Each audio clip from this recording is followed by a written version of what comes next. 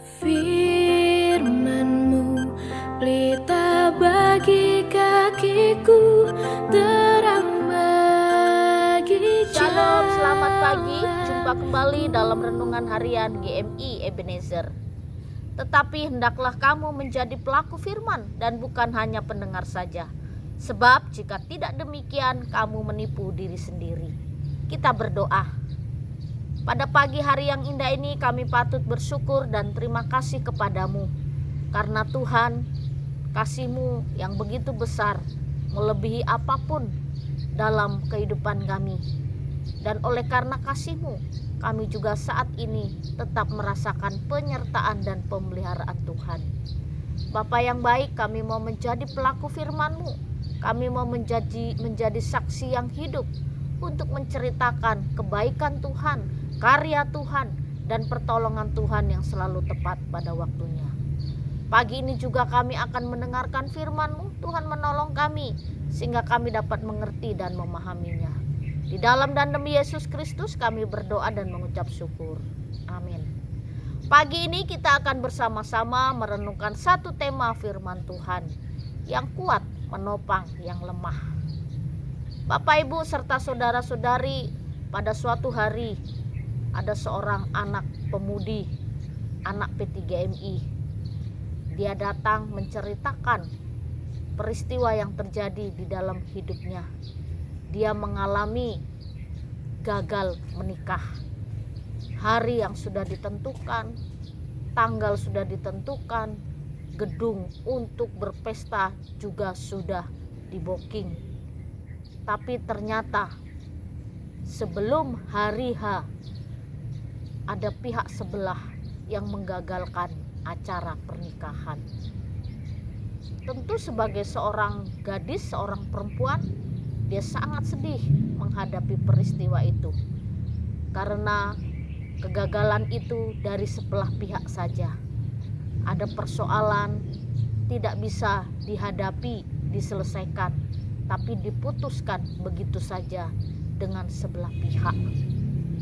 Ketika dia mengalami peristiwa itu, tentu dia sangat bersedih dan menanggung malu karena semua orang sudah diberitahu dan banyak orang sudah tahu bahwa dia akan menikah. Di tengah-tengah kesedihan, hati yang gundah gulana, ada seseorang yang datang kepadanya. Lalu seseorang menasehati dan mengatakan, ini adalah kegagalan. Mungkin Tuhan punya rencana lain. Kuatkanlah hatimu, tetaplah memiliki pengharapan. Mungkin juga dia bukan jodohmu. Ketika dia mendengar nasihat, kekuatan yang diberikan, dia bangkit kembali, menata masa depan kembali. Bapak, Ibu, serta saudara-saudari, inilah peristiwa di mana ketika orang yang lemah kita kuatkan. Dan ketika kita kuat, maka kita juga dapat menghibur dan menolong orang lain. Yang Rasul Paulus katakan kepada jemaat di Roma, di dalam Roma 15 ayat 1, demikian bunyi firman Tuhan. Kita yang kuat wajib menanggung kelemahan orang yang tidak kuat, dan jangan kita mencari kesenangan kita sendiri. Kita yang kuat, kita juga harus menanggung kelemahan orang lain. Kekuatan yang kita miliki, iman kita, pengharapan kita. Ada saat-saat tertentu kita kuat, tapi ada waktu-waktu tertentu kita lemah. Dan ketika kuat, kita menolong orang lain yang lemah untuk menjadi kuat. Dan orang yang lemah, milikilah respon yang baik. Dengarkanlah nasihat yang baik dan ingatlah firman Tuhan ketika kau dalam keadaan lemah. Harus memiliki pengharapan untuk menjadi kuat. Jadi Bapak, Ibu, serta saudara-saudari, kita hidup ini harus saling mendukung, saling menopang, saling mengasihi, dan juga saling menghiburkan satu dengan yang lain. Seringkali kita mendengar, apa yang kau tabur itu yang kau tuai. Kalau engkau menuai, engkau menabur kebaikan, suatu hari kau akan menuai kebaikan. Ada waktunya juga. Pengkhotbah katakan segala sesuatu di dalam dunia ini ada waktunya.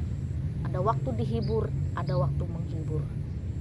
Jadi mari kita saling mendukung, saling menopang, sehingga kita terus saling melengkapi sebagai tubuh Kristus, sebagai umat Allah, dan sebagai anak-anak Tuhan.